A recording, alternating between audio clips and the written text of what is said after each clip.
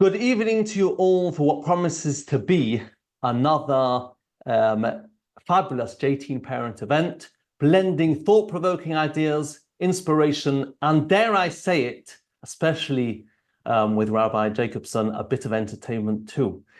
Tonight's topic is staying strong during tough times, building resilience for you and your children. We don't want this to be just a standalone talk. We want you to leave with practical tools to help you and to also support your children through the inevitable tough times that they're going to face in their lives. For those of you who haven't been to one of our events before, I'm Yaakov Barr, psychotherapist and CEO of JTeen. In 2019, I noticed a worrying trend. More and more young people were in crisis, facing emotional and mental health challenges. Together with my brother Avi and our dedicated team, we created JTeen to support these young people. We first launched JTeen Support, a phone and text support service. To date, we've had almost 10,000 conversations with over 1,500 teens. These interactions have provided crucial support for teens facing crises such as self-harm, severe depression, and abuse. Through my work as a psychotherapist, and from what we see with the teens who are reaching out to us, we've found that only around 10% of those issues are at crisis point. And that means that 90% of what I will label as daily struggles, if left unaddressed, can quickly escalate into crisis. And so we realized that for JTeen to truly make a difference, we needed to address these issues before they escalate into crisis. So 2 years ago, we therefore set up JTeen Prevent, with the goal to provide the necessary support, know-how, education, and awareness to prevent these daily struggles becoming crisis. And ultimately, we aim to build a generation of happy and confident teens. And we know that if we are successful, then we can change the face of teen mental health across the community. From my own experience and from the data from the support line, I've identified 10 of the most important areas where teens need most help, what we call the 10 life hacks, which was recently published in a book called Mastering Your Mind.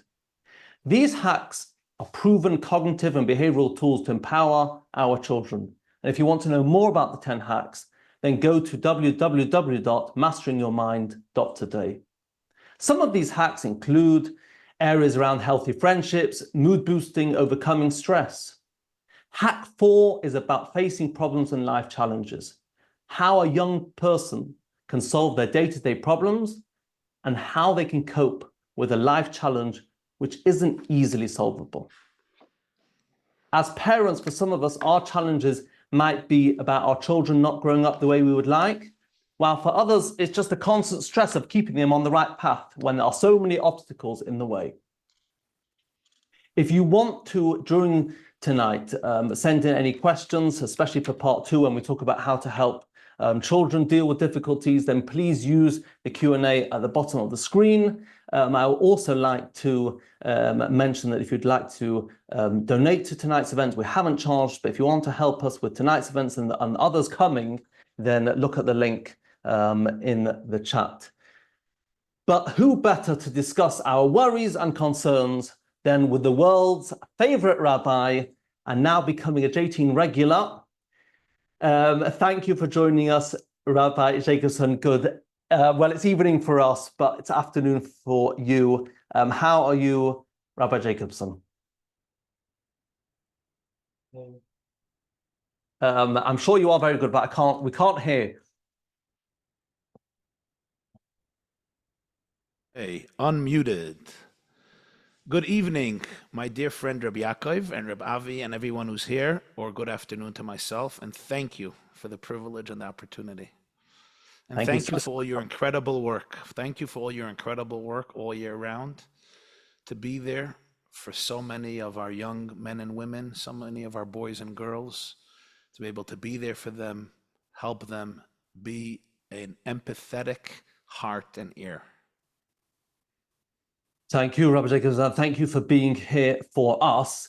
I mean, you've been doing this for, you've been inspiring parents, you've been helping those people who struggling with emotional health problems, with challenges for many, many years. I don't know how many years, I just know that I've seen some videos where you've got a fully brown and dark beard. Yeah. So, Yeah, the clock doesn't stop for anybody. You know what they say, Aristotle, I have to tell you this one, it's good. Aristotle once asked, he said, who is the greatest teacher who kills all of his students? And the answer is time. well, in recent We're times, evolving. recent We're times, evolving. I think we've all struggled in recent times. Um, Yeah. given if we're talking about time, given today's, the news around Eretz Israel and everything since October 7th, and I guess if we're going back 2 years to COVID and the world that we live in today, are you finding that sort of over the years and today's present climate is harder than ever for our parents? Wow. What a question. Before I answer, I just want to know who's the exact demographic that's on now? What age people am I speaking to? So we have parents from really around the world. We have from a lot of them will be the UK, where JTeen's most known, but I'm sure some of your Hasidim will also be on. So yeah, it's really a global So we're audience. addressing parents, right? We're addressing parents. Helping parents through some tough times. Good. So I would say this. I'm not a historian expert to be able to define exactly the difficulty of one era versus another one. I mean, we have had many challenging eras during our history. Certainly, every era has its own unique challenges. I think we are living now in a time where we cannot parent by autopilot. We cannot put the car on cruise control, default mode, and expect the conveyor belt just to move in a perfectly seamless cycle. Maybe at times we have hoped that we can give birth to our children, put them on the conveyor belt of our system. What somebody once said, hatch them, match them, dispatch them. And hope that, the suitcase just comes out on the other side perfectly unscathed, undamaged, and creates a new generation and just invite us to the Upshernish and to the Bar Mitzvah and give us some nachas. That is ineffective. It's not realistic and it's not real. I think today we all need to realize how attentive we must be to ourselves and to our children. I would say today, the greatest challenge and opportunity of educating our children is educating ourselves. My wife always tells this to me, and I think she's spot on. She's like, more than we need to educate our children, we need to educate ourselves. We need to open ourselves up to what is happening inside our souls, inside our hearts. What are our own wounds and our own traumas? What is triggering us most about our children? What our children need more than anything else is presence. When they can experience the inner relaxation, serenity, bliss, joy, authenticity, integrity of their parents, this will have the greatest impact on them. And this is not about speeches, it's not about words, it's not about saying the right thing. Children know our subconscious. They feel what is happening deep inside their heart. So the more I work on myself, the more we are worked out today emotionally, the more we confront everything that is happening inside of us, the more we can show up. Our children need real parents, parents who are present, parents who are not emotionally disassociated, parents who are not living in their own trauma, parents who are not shutting down their emotions, parents who are not trying to soothe themselves and allowing their children to trigger them because their children are bringing up their own insecurities, but rather parents who are working on themselves, and therefore we can show up to our children what they call in Hebrew begova einayim, face to face, soul to soul, with real emotional attachment and intimacy, because there's nothing in the world that replaces real connection and attachment.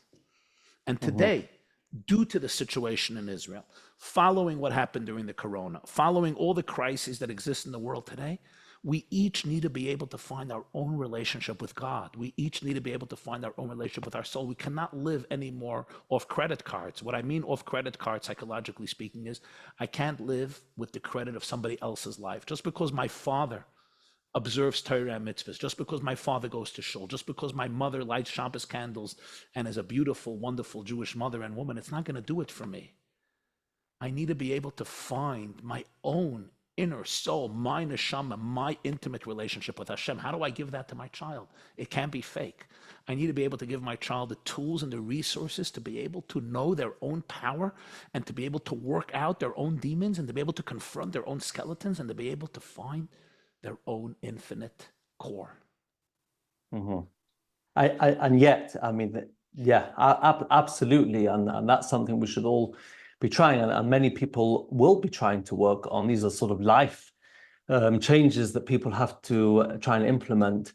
But what sometimes makes it really challenging is even when we try really hard on ourselves, when we try to bring up our children in the right environment, and many of our children are not going to necessarily aspire to the same values and the same path as us, no matter if the warmth and love that we give them. How do parents cope? I sometimes call it it's like the reality gap. So what you would like from your children, your ideal is a certain way, but no matter what you've done, it's just not going. How do you cope with that? That's one of the most important and profoundest questions. And there's also so much shame and guilt that's often associated with this question, you know? What did I do wrong? What did my sister do that made it work? What did my cousin do? What did my classmate do? You know, why am I dealing with this?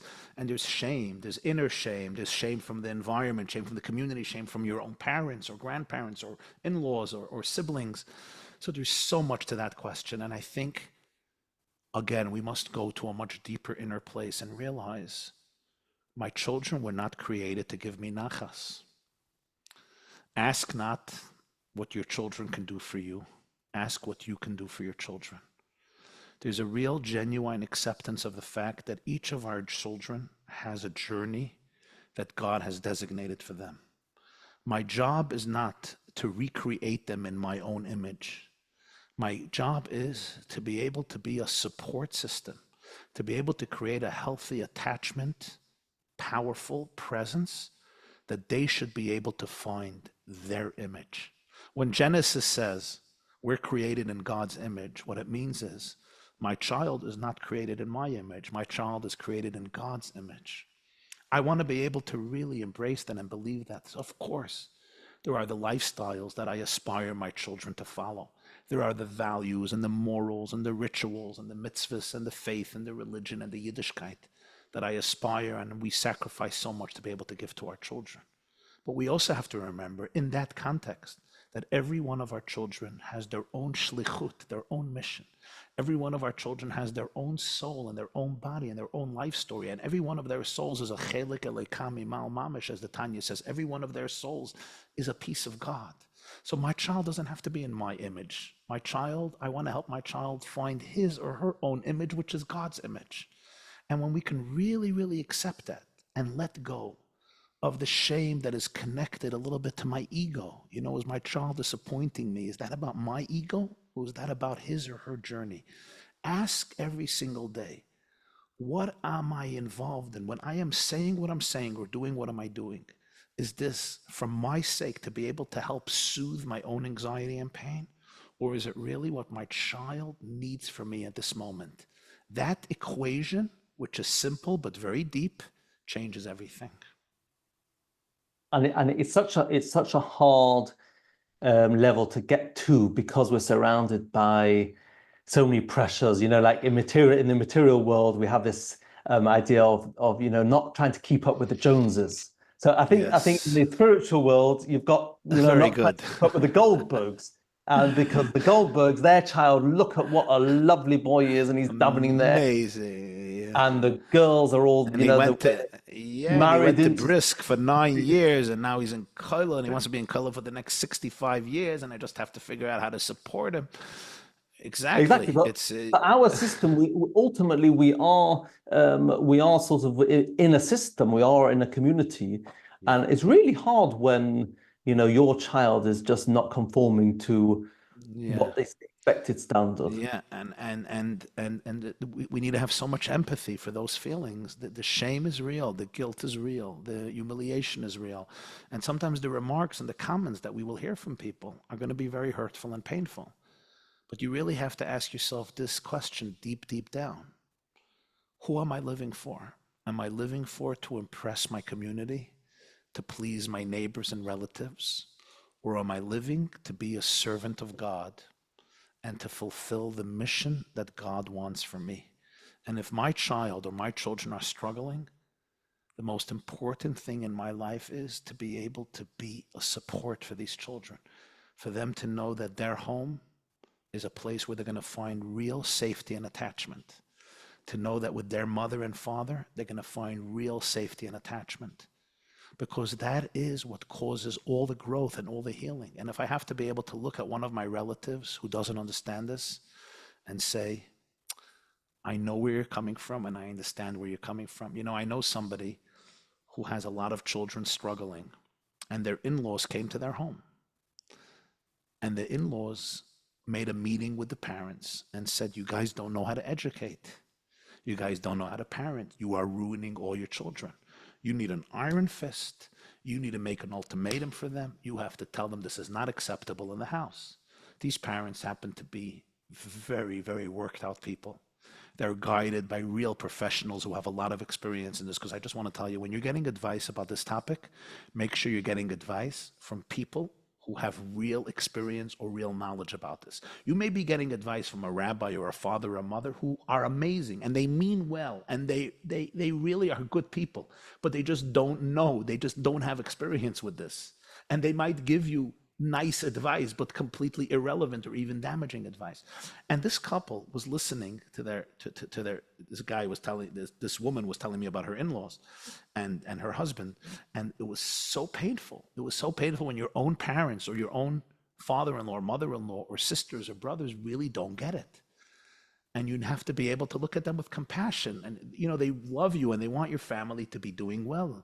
But you have to really be able to be firm and anchored in your values and in your conviction. And you have to see what's working, what is effective. The truth is in the pudding. Are your children feeling safe? Are your children coming home? Do your children have a good relationship with you? The truth is in the pudding.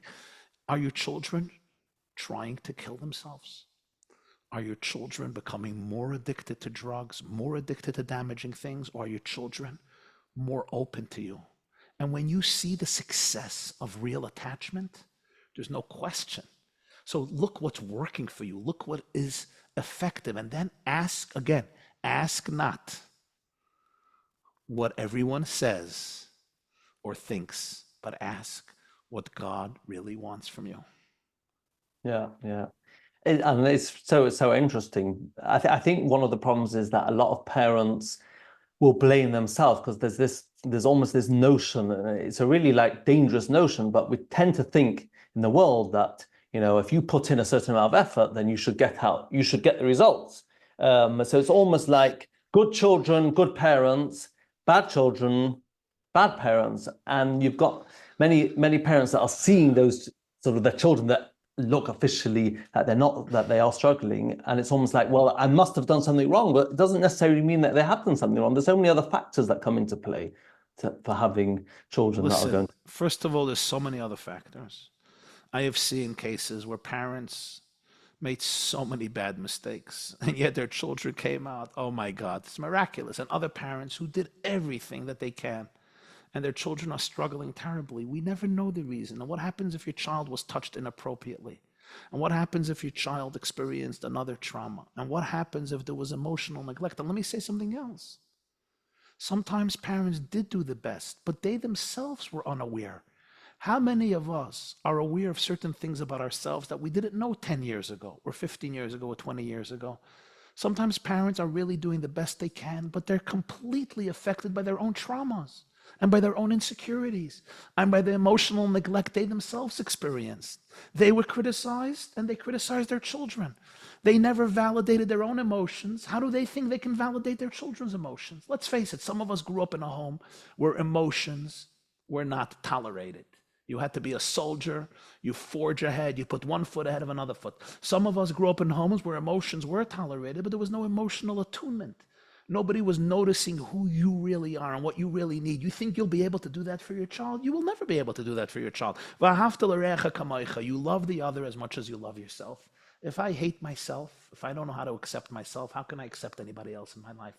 So we have to realize as parents, let's substitute the language of guilt and shame into the language of awareness and compassion and empathy. Yes, I am aware, Rabbi Y.Y. Jacobson is aware of limitations that I had becoming a father, and I had no way of knowing about these limitations because this is just part of how I grew up and how I entered into life. And yes, as a result of that, my children were affected. Instead of looking in the mirror today, I'm saying, I'm the most evil father who ever existed. What if I could say, I tried hard with the tools I had. I had limitations. But today I have awareness. I'm grateful for the awareness. And I could say today, you know what? Let me learn from mistakes and let me try to do things differently today. That's the beauty. Tshuva in Judaism is never about guilt and shame.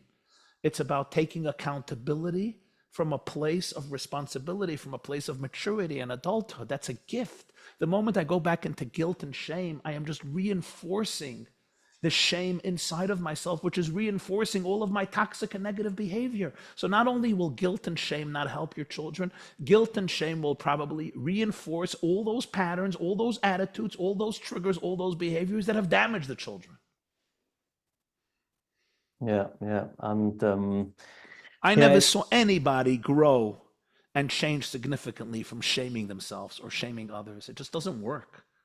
It just does not work. I see much more growth in myself and others when I can have compassion for the limited knowledge I made, when I can have compassion for the mistakes and stupid things I did.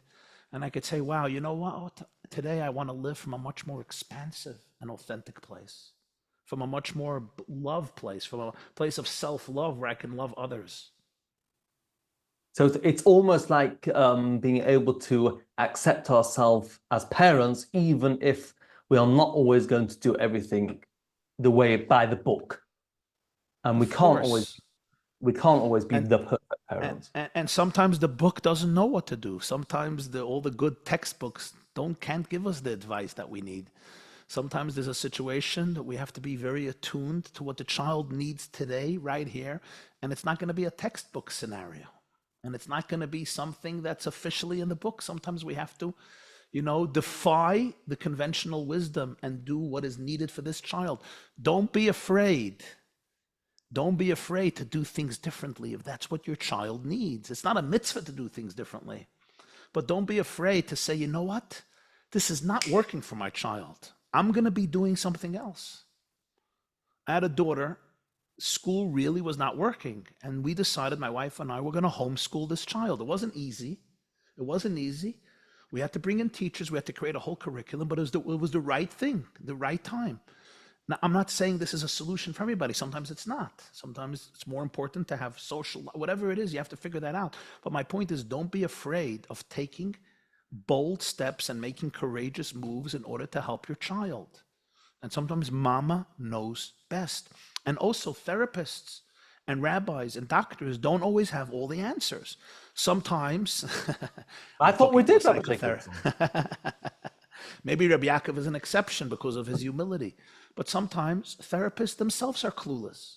They're just putting your daughter or your son into a textbook model, and they're telling you what they know from their experience. Sometimes doctors or psychotherapists or rabbis have a limited experience and they won't be able to help. So you have to really ask yourself, does this resonate? Is this going to work for my child? Don't be a blind consumer. Be an educated consumer. When you hear a piece of advice, go back to your heart and go back to your home and say, is this really what we need? Is this really what's working? I think it's such a strong point, because it could well be that in the world that we live in, with all the textbooks and all the talks, and I'm always very, very careful to make sure that our parent talks are not going to be like that. But it's easy to sort of almost like disempower parents, because suddenly you've got all these experts saying you should be doing this, should be doing that, and you're doing it wrong. And I often find that parents have almost like lost a bit of their confidence in ultimately, you know your child the best. You might be able to have some advisors sort of helping you in a certain way. Sometimes I should say, sometimes there are parents who know that emotionally they're very sick or wounded. They've maybe been through trauma, and if they know that, that's a blessing. And sometimes they really don't know what to do. But very often, even if we're parents who have flaws and have limitations, and we should always get advice from people who have experience, and we should be humble, and we should be ready to open up our minds and to create paradigm shifts and to shock our systems and to surprise ourselves and to do things that take us out of our comfort zone. But make sure that you're not just following blindly and your child is not being helped. Like, tune in to your child, tune into their heart, tune into their emotions. I want to tell you something. A mother shared this with me. Her daughter was struggling terribly, and she dropped out of schools, and she was suffering from anxiety, and she was very antisocial. She was angry in the house. She left the Jewish religion. She was already an older girl. And this mother called up a doctor's office, and this doctor, this was an office in a university, and this was the section of psychology, child psychology in this university. And you pay thousands of dollars for them to give you a diagnosis, and she did. And they interviewed this girl a few times, and then the top professor calls the mother and the father, and she says, we have figured out that your child is suffering from depression, anxiety, and defiance disorder. And the father says, I knew this before I paid you $8,000. I knew that she has anxiety and defiance disorder. Why did I pay you $8,000? And the professor in this hospital says, well, you only guessed it, but we gave you an official diagnosis. You understand? And they said, what's the solution? And the solution was, you have to bring her in here into residence. She needs a residential home, and we have to give her medication, and so on and so forth. Thank God these parents are very well connected with a therapist in Jerusalem who's a good friend of mine. I do a lot of things with him, Rabbi Shimon Russell, who has probably seen 10,000 religious or not religious Jewish teenagers in his career, almost 40 years in Lakewood and in Jerusalem. And the mother told this to me, and Rabbi Russell listened and said, there's probably a trauma here. And to force her into this residential treatment, you'll do it, but in 6 months, she'll be cutting her wrist. You need to change this entire relationship. Attachment, attachment, attachment. Connection, connection, connection. And I need to tell you something. He was spot on, because this mother told me 7 months later, 8 months later, there's a different girl in the house. There's a different relationship. And these professionals, they meant well. And sometimes that's exactly what you need to do. But sometimes they're completely missing the point. They did not understand the emotional anguish that this girl was under. They put her into a textbook model, and they just wanted to medicate her. And what she needed more than anything was attachment from her father and mother. And they created a different house because of her, and they saved her life. So my point here is, be attuned to your child and speak to people who have real experience with this, not people who will give you abstract philosophical ideas that is not coming from real hands-on experience with teenagers who are struggling emotionally and physically and spiritually. Moving on a little bit from there, Rabbi Jacobson, what about how do we deal with and again, leading, it's where the experts sort of come in a little bit. I met a father recently who, with many parents, will have similar sort of stories where their child, unfortunately, spiritually is struggling and doesn't want to conform to where they are up to in the house. And they had a lot of friction and fighting, and they were told, you've got to back down, and you can't keep making issues out of some of the spiritual aspects. What ends up happening, though, is it's almost like the child has realized that he's got full autonomy, and the parents are now walking on eggshells. And you will often find where sort of parents are worried what's going to happen, that fear means that they sort of step back and we're going to make sure that there's going to be no friction and everyone's going to get on well. But that means that the child also realizes that the parents are in a weakened position. How do we almost have that balance of maintaining our standards at home whilst at the same time it's a beautiful question. The leeway for the child? It's a critical question, and I think The answer to that is very clear. Not simple, but very clear. And that is, our connection to our children can come from two places. It can come from a place of weakness, almost like people's pleasing. Oh, you don't like Shabbos anymore, so don't come to the table. You don't want to get out of bed? Okay, stay in bed. Oh, you want a tablet 24/7? Take a tablet 24/7. No shul for you? Okay, no shul. I got it. And we become like we're walking on eggshells just to avoid a Yeah, tantrum yeah, and to avoid screaming and fighting. And that's not really the point, because so often one of the main causes from their alienation of Judaism is their trauma, is their pain. So you need to come from a place of power and love and realizing these children need parents more than anyone else in the world. They need my attachment. They need my presence. I am not backing off because I am disassociating or I'm afraid. I'm backing off in order to be able to allow us to connect to each other in the most powerful way. So what happens is your girl or your boy comes down to the kitchen 1 o'clock in the morning, dressed like Adam and Eve before they ate from the tree of knowledge. They open the refrigerator because 1 o'clock in the morning is the greatest time to eat supper. They take a look at your packed refrigerator and freezer, and there's nothing to eat in this house. There's nothing to eat in this house. Of course, if I would come to your house, I would find food for 3 years, but there's nothing to eat in your house. Now, you could do one of two things. You can get triggered, which is normal, and you could say, I'm exhausted. You are a spoiled brat. There is so much food in this house. Either take this food and eat or get out of here and go find another house. You can do that. But this child is wounded. This child is sick. This child is struggling. They need a mother and father more than anyone else. So imagine if you could smile and you could find that love inside of you and you could really feel connected to this child and empathize with them and say, yeah, you know what? You want to order sushi? Oh, I know a place where we can order sushi now. Let's order sushi and have a good time. You're not spoiling this child. You're beginning the process of healing. This child now can have a place of safety. And what if you find out one day that your boy was molested, your girl was molested, or your boy or girl were abused in physical or emotional ways, and they were stripped from their last vestige of confidence and value, and you getting angry at them is simply telling them, there is no room for me in this world. Everybody hates me. But what if you're that last city of refuge where they could find that unconditional connection and attachment? You're not weak. You're doing God's work. You're saving lives. You're not walking on eggshells. You're being fully present from a place of empowerment and responsibility. This doesn't create an environment in the house where you're scared and afraid. It creates an environment in the house where they see that there's parents who are actually having a good time, parents who are continuing to live their lives. And this is so important. When children see that they have destroyed their parents' lives because we're all miserable, you know how guilty they feel? You know how embarrassed they feel?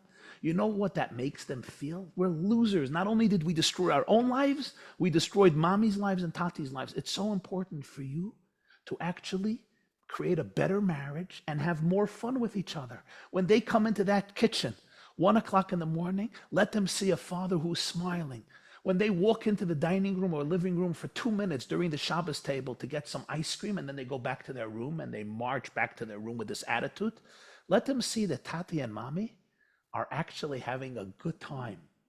We are actually experiencing something very special, something very blissful. You know what that's going to do to them? When they go back to their room, they're going to feel, wow, this is a good house. or they're going to Nice think, house. oh, you've had something for your supper. Or, but that positivity goes deep inside of them. It actually allows them to start healing. Now, I know this is a lot of inner work, because often we say, how can we be happy? Our children are miserable. But what our children need more than anything else is for us to be in a place of faith and positivity and contentment and connection. So yes, attachment can be done out of weakness. We're talking here something that comes out of parenting, out of strength, out of conviction. It's more connection to God. It's not less connection to God. Just think of chas v'shalom. A child is physically sick. Chas v'shalom. They can't come to the Shabbos table. They're too weak to get out of bed. And I go and I bring their food to the bedroom.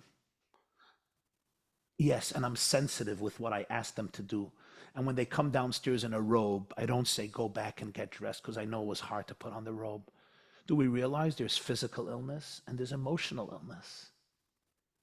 And the more I could support that child physically and emotionally, the more they can get healthier.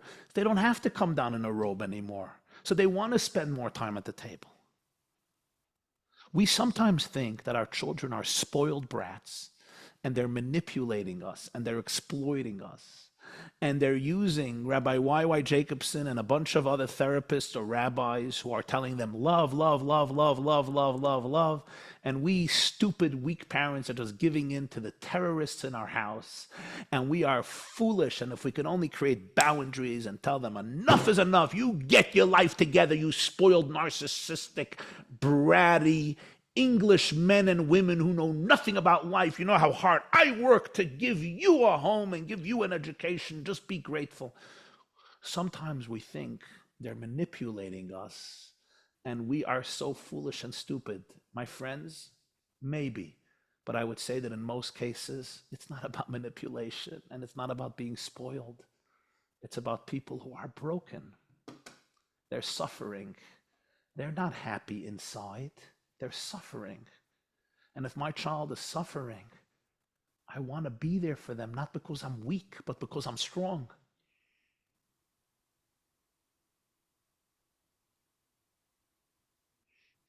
Can we move on to some questions, Rabbi Jacobson? Because we've got a lot of questions coming in.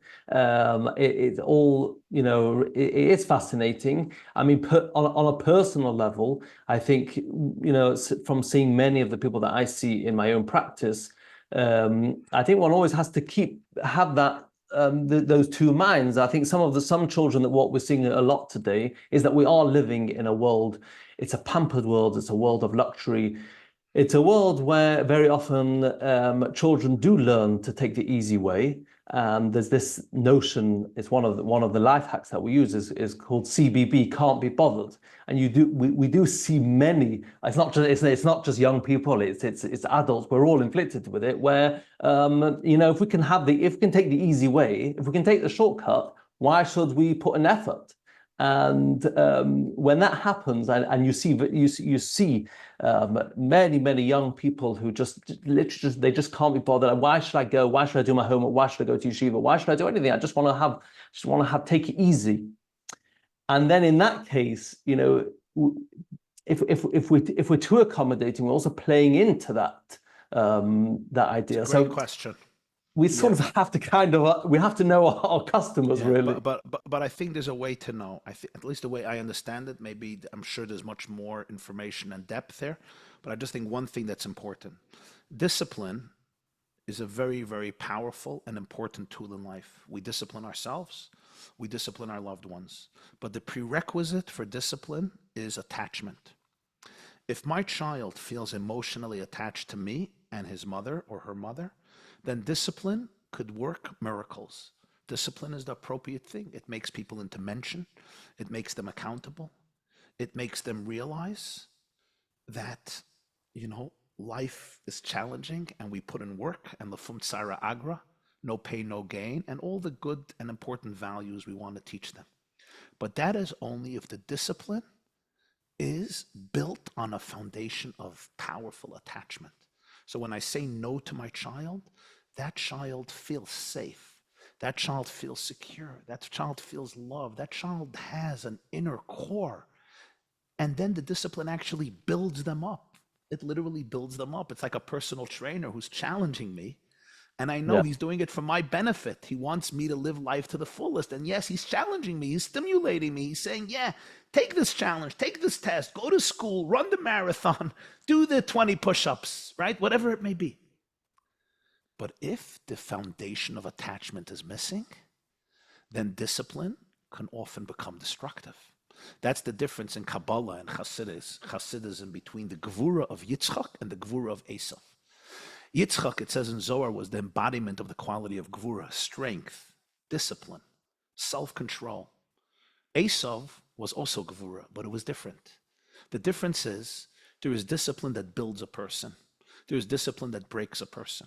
When your child is attached to you, the discipline is amazing and it's vital. But when there's no attachment and the child just feels lost, the discipline can reinforce how worthless they are, how unloved they are. And then it will only wreak more havoc. So be very, very careful. What I'm talking about earlier is children who don't feel the attachment. They don't feel the safety, not in school and often not at home. And sometimes they go to extremes to disassociate themselves from what causes them pain.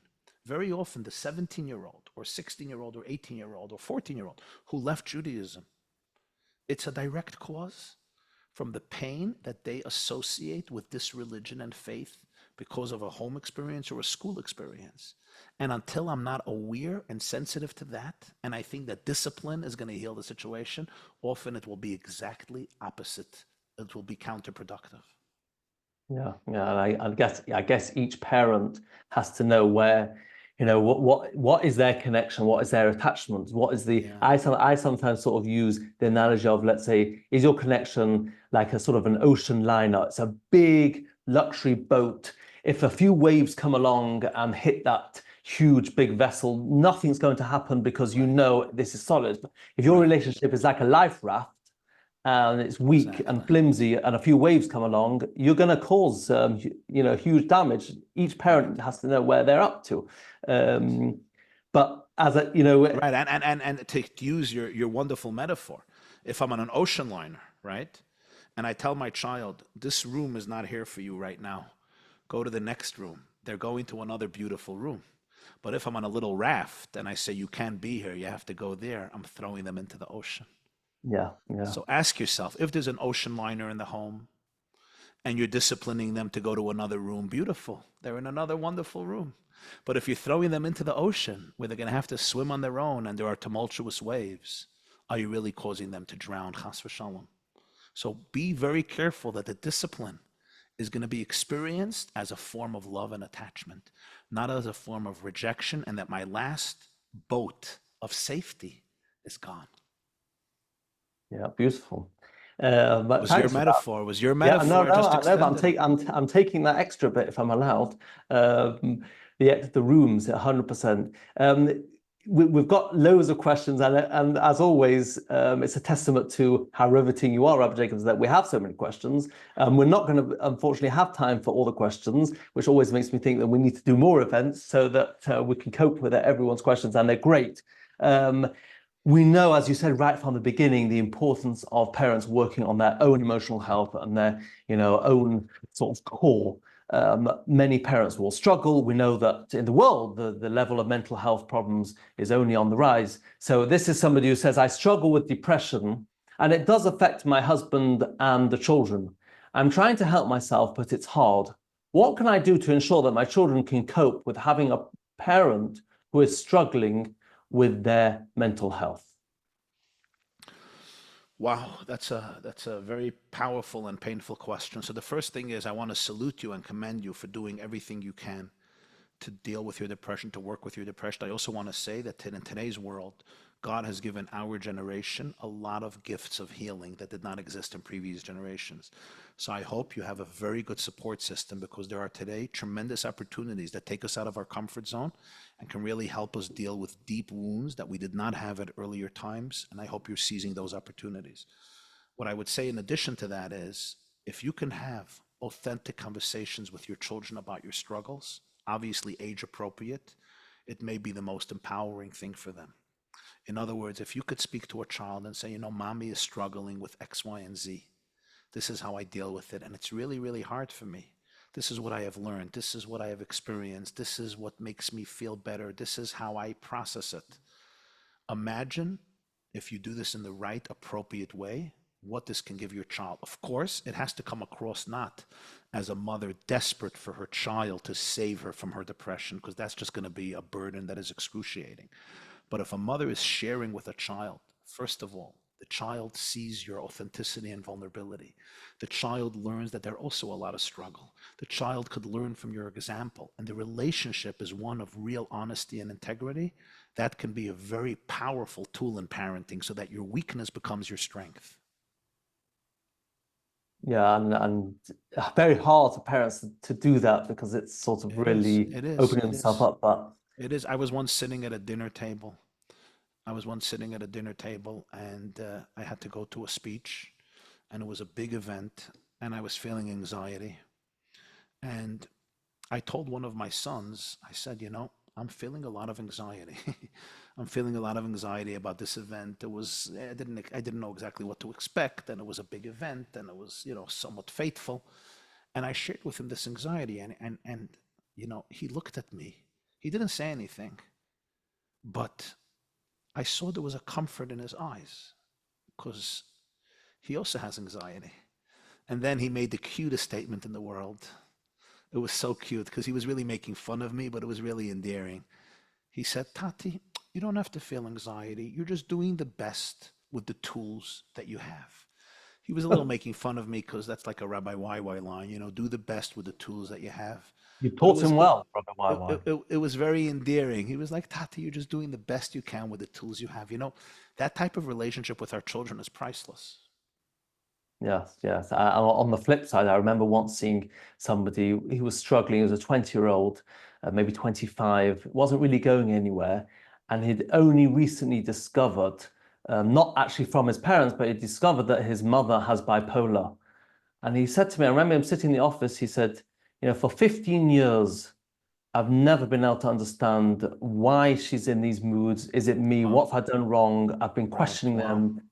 Why couldn't I have this Wow. understanding, all those years Wow. before? Yeah, so imagine, this also takes away the sense of blame that the kids don't have to blame themselves.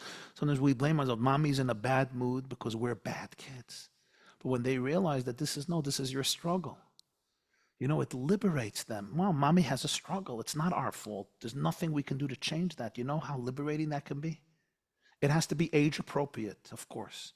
You don't tell a 6-year-old what you tell a 15-year-old. You don't tell a 15-year-old what you tell a 30-year-old. Absolutely. We have another question from Jacobson. A parent says, I'm glad this is anonymous. I'm smiling because one of the successes of our support line is because it's anonymous. So we have many It's young amazing. people Yeah. reaching out because it's the anonymity. So this parent Yeah. is saying something. She says, because I could never admit this to anyone, although I believe many parents would connect to what I'm saying. I have one particular child who I just don't connect with and never have. Wow. What can I do about it? Yeah. This is something that many parents feel, and it's one of the most shameful things for parents because textbook teaches us that as parents, we love our children. We love them unconditionally. We do anything for them. And suddenly there's a child, you look at them and you're like, I don't even know where you came from, right? I remember a mother once shared with me how she experiences hate to her child. A father once shared with me, and it's hard to say this. I'm saying this because I want people to understand what is going on. A father told me that he used to pray that his child dies. His child brought so much aggravation to the family because he left Yiddishkeit and he embarrassed the family and he wanted his child to die. And he told this to the child, if you would die, you would make us all happy. Imagine a father telling this to a child. Today, the I mean, child, I've heard children saying it, wishing, davening that the parents went. but I heard this You've from heard it from parents the other side. when they were honest and vulnerable, and this was the beginning of their healing because they could talk about this most shameful experience. I thank you for bringing this up. And I want to say this to you, sometimes we see ourselves in our children. Sometimes we don't see ourselves in our children, but this is sometimes the greatest blessing because this child who you don't connect to easily will teach you about life in ways that you never knew, and none of your other children will teach you. Sometimes I look at a child, and this child, I say, wow, you're so different. I'm thinking to myself, you're so different than me. What you care about, I don't care about. What I care about, you don't even take seriously. But this is an opportunity for so much growth. It's an opportunity for someone that you care for, someone who's part of you, somebody who came from you, somebody who's connected to you, and yet somebody who's so different than you. The very fact that you don't feel connected to this child, I believe, can be a tremendous opportunity for infinite growth that is unpredictable and unexpected. Open yourself up to a journey with this child. Just be curious, be inquisitive. Wow, this child is so different than me. You don't have to say those words to them. Let me learn about you. Let me connect to you. Let me see who you are. And you know what? They will take you on an incredible journey to new, like someone who takes you to new countries and to new sights and opens up new horizons for you that you have never gone to on your own. This child will take you to very deep and interesting places. So the very complaint, you say, I'm not connecting to them. Of course, you're a good mother and you're there for them. And say, you know what, this child, it's going to be an amazing journey. And maybe the reason you're not connecting is because deep down your soul knows that they're going to take you out of your comfort zone and they're going to challenge you to become the person you're capable of becoming. They're going to allow you to stretch your soul and your heart and your imagination in ways that other children don't help you stretch. And that will turn you into the most amazing mother. Wow. So what you're saying is that out of the greatest challenge can come sort of the most happiness. Out of the greatest challenge will come the most The most happiness and the growth. most growth. It's literally like if you do yoga, you do stretching, you know, those stretches that you feel like, oh my God, don't do that. You know, every limb in your body is saying, no, no, no, I've been like this for 52 years. But if you let go and you shut down your brain of trying to analyze everything and you let the body just experience it, you can stretch and you're like, wow, that was liberating. Emotionally, it's exactly the same thing. Let your child stretch you. Yeah, it's a lovely way of looking at some of the more complicated children or relationships that we have. That this is opportunity, really. We are more powerful than we think, you know? It comes back to real self-love. You know, I once heard a lecturer say how evil self-love is, that self-love takes away from the love of the other. But I see it completely different. There's two types of self-love. There's self-love like narcissistic, you know, I just love me and I hate everybody else. I don't care about anybody else. But there's self-love that is a prerequisite to all love in the world. Self-love means self-respect, realizing how beautiful you are, how amazing you are, how powerful you are. Nobody can fill your voids besides your own soul. And you don't need anybody to fill your void. Make your soul your best friend. Your soul is a piece of Hashem. You are real infinity in this world, even though we have triggers and we have challenges and we have flaws and we have to deal with them. You know, realize your power, respect yourself. And from a place of self-respect, you will be able to stretch much further than from a place of self-shame. Yeah. Rabbi Jacobson, I know that the time is getting late. Apologies for many of the questions that we can't answer. I do want to end off with one question about technology. We haven't actually spoken about technology. Can you? Wow, that's a miracle. We've had We're using technology and we spoke about so many things and we didn't talk about technology. Everything but technology. I sort of talking about technology is we're hoping to do an event in September where we're really going to talk about having a frank discussion with some experts, just to increase our understanding as parents, to know what is the social media world, what are we allowing our children if we allow them to enter that world, how can we put some sort of boundaries and how can we create a situation where they're able to use technology in a safe way? Can they use it in a safe way? That's all going to come in September. We're going to have a few different experts around panel discussion and we'll discuss it. Very much part of one of the hack six is all about balance, and it's all about trying to find like the right balance and to make sure that if it's here to stay, then how can we use that in a healthy way and prevent some of the problems that we're seeing. But one of the people who have messaged in today, it's quite a long question, I'm going to try and summarize it, but essentially what he's asking is, what do I do if my child is in a school where everyone in his class has a mobile phone? Yeah. I don't want him to have one, but at the same time, I'm not sure where to draw the line in terms of, is it fair to make him the odd one out? Or should I just allow him to be like everyone else? First of all, it's a big, big challenge. I just want to say at the onset, sometimes your child says, Mommy, everybody in the class has a phone. Of course, everybody means 4 children because they're the popular ones. So sometimes we have to find out the facts. I remember one of my children once told me, everyone in my class has this. I'm the only loser. And then I found out it was only like a few people and most of them did not have it. So that's number one. I don't mean to be so technical, but it's an important thing. Sometimes your child dramatizes the crisis. And it's good to do research because sometimes there's another 10 mothers who have not given this technology to their child and therefore you're better off than you think. That's number one.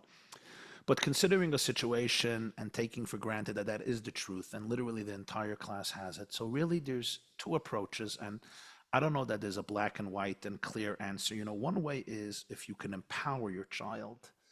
This comes if there's a very deep relationship and really make them feel proud that they're not addicted and they're not falling prey to the same temptation like so many people in their class. I don't know if that can work. Depends on the relationship, depends on the chemistry and the nature of this child, depends on their relationship with their parents, depends on what substitutes they have, depends how deep their connection with their father and mother and what's happening in the house. But that's sometimes a tremendous, tremendous opportunity, almost like Avram Avinu. It says he's called the Ivri because, he's on one side and the world is on the other side. So if you can empower your child that way, it's very powerful.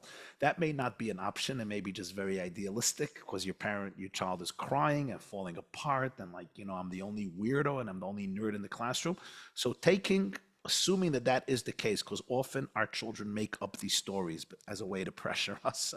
Assuming that is the case, I would just have a very open but meaningful conversation with your child about all of the challenges and come up with a program that works. In other words, just to give it, freely. You could use it hours and hours and hours every night. You're simply doing an injustice to him. So age appropriate, it's good to have a conversation like what makes sense, what's going to work for you, what is going to satisfy you, and let's keep to that. So create a program together with the child that will satisfy him so that he doesn't feel like the loser of the class, but on the other hand, doesn't overwhelm his entire life. And the more we can have these conversations in an open, kind, generous, and connecting way, the better it is. And then we create a system that works. What is the class doing on this phone that you want so much? Oh, they're playing a game, every night, or they're passing around the quiz, or whatever it is. They're planning the yearbook. Okay, so let's figure that out. And let's create a program where you could connect to the children in that way, but make sure that he or she understands what is involved, what is at stake, and together you come to an agreement that satisfies his or her need without them simply becoming addicted to a new device, and then it really destroys their friendships, their experience in school, and their experience in the house, because there's nothing else, and we're not doing them a favor. We sometimes think we're doing our children a favor when we put them by the computer, and for 4 hours a night, they don't bother us. And sometimes they're not even asking for it. It's just there. And if there's a computer there, they're going to use it. I know with myself, if my phone is here, I'm going to use it. I'm not so disciplined that my phone is here and I'm not going to look at it. So what do I want for my kid? If there's a computer there and there's a tablet there, he's going to use it. And sometimes all we need to do is make it not available or make it available much, much less. And then we're doing them a favor. Don't be afraid to create a system that is actually helping your child. Don't walk on eggshells. Sometimes it's more difficult, but we always want to do things in a way that is helpful for the child and age appropriate. We could communicate to them our perspective and hear their perspective so we can come to a place where they can enthusiastically or at least appreciate where we're coming from. Sometimes parents get into this game of hide and seek. We steal their tablets and we hide them. And, I don't know what happened to it. And maybe there's extreme situations where you have to do that. But generally, you just cause them to get more devices secretly and to do things behind your back and to lock themselves in the bathroom and to do it in the middle of the night when you're falling asleep. You know what I mean? The more things we can do in a way that they can be part of it, it usually has a much more positive impact. And it's internal. I know a principal of a yeshiva. He's a very, very good guy, and he was sharing with me, how with their yeshiva, they all, a lot of the kids come with their smartphones and with their tablets, and they're not allowed to have them. They're not allowed to have smartphones, and they can have them Friday afternoon until Sunday morning, and then the yeshiva takes them away. So they have to give it in for the week, and then they give it back to them Friday afternoon because it's a far yeshiva, so they should be able to call their parents and call home, whatever. Mm-hmm. He tells me that this kid came, and he gave in his phone, and he always knows that a lot of boys come with 2 phones. So he was in his room, in his dorm room, and of course he finds a second phone. And he calls in the boy, and the boy says, yeah, I brought 2 phones. So he takes away the second phone. And then he tells me, he says, and I suspected that he had another phone. And he went and he checked again. It turns out this boy came with 4 phones. He came with 4 phones. So even after 3 of them were confiscated, he still had a 4th phone. And the principal laughs and he said, I called in this boy. And he was so smart about it. He said, you know what? You're good. I admire you. I just admire you. You know exactly what you need. You came with 4 phones so that you can always hold on to your phone. Even if we'll find 1, we'll find 2, we'll find 3, you'll have your phone. And he says, you know what? Good for you. You're going to go a long way. He complimented this boy. He showed him how tichtik he is, how efficient he is, how professional he is. And he told me he built a relationship with them. And then he can have a conversation with them. And he said, what is this 4th phone really doing for you? What is it helping you do? It's helping you avoid any class that's uncomfortable, any conversation that's uncomfortable, any basketball game that's uncomfortable. And he helped, instead of throwing out this boy, he helped him grow and see his addiction. And that's really what we want to focus on, rather than manipulating them and outsmarting them, which may work for 2 months. But in 2 months, he's going to be age appropriate. He's going to be at the age, he's going to get his own phone. We always want to do it in a way that is real, that is internal. Yeah, that they can be honest and open, and They can be honest, because I'll tell you something. Worse than being addicted to technology. And heaven knows how well I know how horrible the addiction to technology is. Worse than that is that they don't have attachment with their parents. That's worse. So if them having technology means that they're lying to their parents constantly and there's no relationship, that is a much worse disaster than you giving them the technology, but you have a strong relationship. Now, I'm not advocating addiction to technology, chas v'shalom. What I'm saying is, if the price for taking away technology is that there's no relationship with them, that is much worse than anything else, because it's the relationship that heals everything. Don't give up on the relationship. It's not more important than technology. It's more important than technology. Well, sometimes the technology ruins a relationship. Sometimes technology ruins a relationship, but sometimes there's a situation, and I say this with a lot of sensitivity, okay? I actually heard this from Rabbi Shimon Russell, and this is said with sensitivity and only in certain situations. I asked him about a family I was working with, and the teenage girl was addicted to technology 24/7. She was also in trauma. She had no normal relationships with her parents or anybody else. She was stuck in her bed for 19 hours a day, maybe more. And she was addicted to this. And so I was working with Rabbi Russell and some other people, and he said something very profound. He said, at this stage of the game, where she is so addicted, the most important thing she needs is a mother and father who are close to her. And therefore, for them taking away the technology from her is going to put her in a place of depression. Sure. And her parents are going to become her enemy. And therefore, it's her parents who should give her all the technology without any limits, simply that she can get rid of the animosity to her parents and begin a relationship. And then one day that relationship will heal her enough that she will say, I don't need a tablet for 20 hours.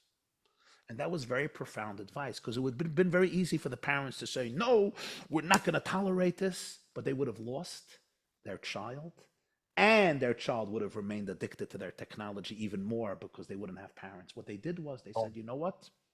Here is everything you want. Now, this is a unique situation, and you have to know if it's appropriate or inappropriate. It kind of goes back to the life of the raft or the ocean line. Exactly. You're taking away the technology. Are you throwing them into an ocean? Yeah. Or are you replacing it with a life? They have friends. They have a social life. They have siblings. They can play Risk, Monopoly. They can do a barbecue. They can go swimming. They can go shopping. They can have fun with their friends. What are you replacing it with? If I'm just taking away technology and now this girl is depressed in bed, what did you gain? Well, it's always a bit complicated, because it's a bit like what comes first, the chicken or egg. Sometimes the technology takes them away from that narrows their world. But if there's no attachment, if there's no attachment, it's true that technology is making it worse. But the only thing that will ultimately heal them from the technology is the attachment. So if you have to give them the technology, you just have to be open to this mindset. I think it was, Churchill, a wise man once said, we create institutions to facilitate our dreams, and then we become prisoners of those institutions. We have a lot of things we do, and we have textbook models for them, and we have laws. For example, limited technology, because we have a dream, and the dream is we want our children to be healthy, to be normal, to be sane, to be connected. But if I just worship the law without understanding the situation, it can be counterproductive. So sometimes you have to do the wrong thing. Eis lasois lashem heferu teirasecha. Sometimes we nullify and break the law in order to save the child. Remember that. Don't be stubborn about the law. Especially as it's, if we're going to attribute it to Winston Churchill, it's always going to be a winner for our English audience. Rabbi The Jacobson. truth is, I heard it from Winston Churchill, but then I wanted to quote it exactly. So I Googled it a few times, and I didn't find it. So that's why I was hesitant today when I quoted him, because I heard it in his name, but I have to research who the author is. Well, I think the problem I is like it to might be accurate. in the But world. the line is a good line, whether it was Churchill or not. Okay, we'll leave it at that, Rabbi Jacobson. We'll leave it with Mr. Churchill. We'll leave it with Mr. Churchill. We absolutely will. Who promised us victory under all costs in the sea and in the air and on the land. And that's what the Jewish people need now. In the sea, in the air, ba'avir, bayam, bayabasha. Winston Churchill's immortal words against Nazi Germany. And that's what the Jewish people need today against the Nazis of today. Yeah, well, thank you. So Amen, thank you so much. As always, every time you come, it's always a huge crowd, and it's always we love your genuineness, we love your authenticity, and we love just your personality. And thank you very, very. Tell my mother-in-law. Tell my mother-in-law. Okay. My personality. Thank you, Rabbi Yaakov. And we look forward to having you on again. Hopefully. Thank you, Rabbi Yaakov. Thank you, Rabbi Avi. And thank you to all the parents who went out of your comfort zone and came here tonight and are going to watch it. And thank you for the privilege and the opportunity to be able to be a channel and help us all uplift, inspire, and empower ourselves and our children. Thank you very much. And for all parents, we will try and send out recordings and links and takeaways. And we look forward to telling you more about future events that are coming up very soon.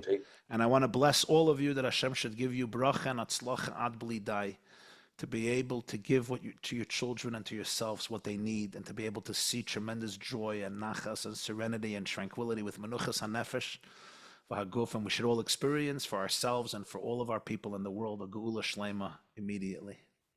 Amen. As they say in my circles, we want Mashiach now. We'll all be in the same circle, I can assure you. Amen. On the big ocean liner, on the big divine ocean liner. Absolutely. Thank you very much. Have a good night, everybody, and we'll see you soon. Chazak, Psuris Tovus. May these days be transformed to joy. Amen. Amen.